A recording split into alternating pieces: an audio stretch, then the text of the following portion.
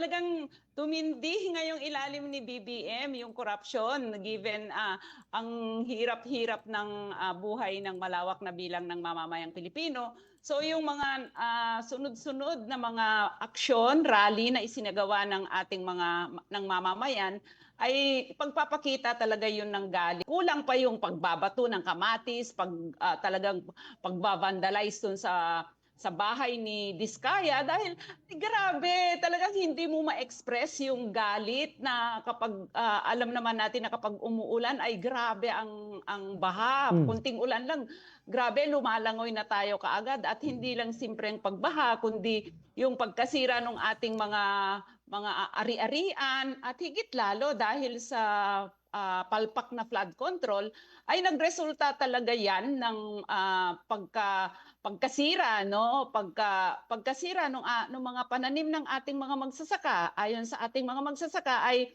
dahil sa palpak na flood control ay yung kanilang mga pananim kapag umuulan ay talagang hindi na linggo ang nila binibilang nila bago humupa, bago matanggal yung tubig sa kanilang mga palayan.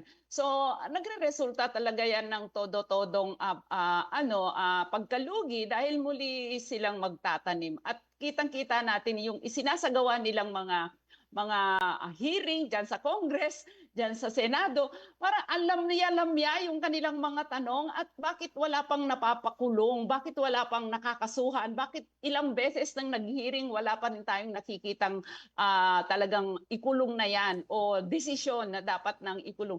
Napaka-konkreto na yung mga halimbawa ng pagiging corrupt ng Department of Highway, no, DPWH.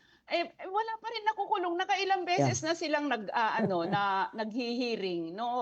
Puro ang mga sinasabi nila ay ibaban na yung kanilang mga construction firm.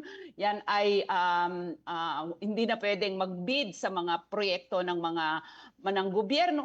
Kulang yun kulang yun. At nangyayari ang matinding korupsyon na yan dahil sa talagang may kasabwat sila sa loob ng Kongreso mismo. Yung simpleng pipirmahan nila yung pondo na ghost project pala yan. Hindi ba yun talagang dapat firing squad na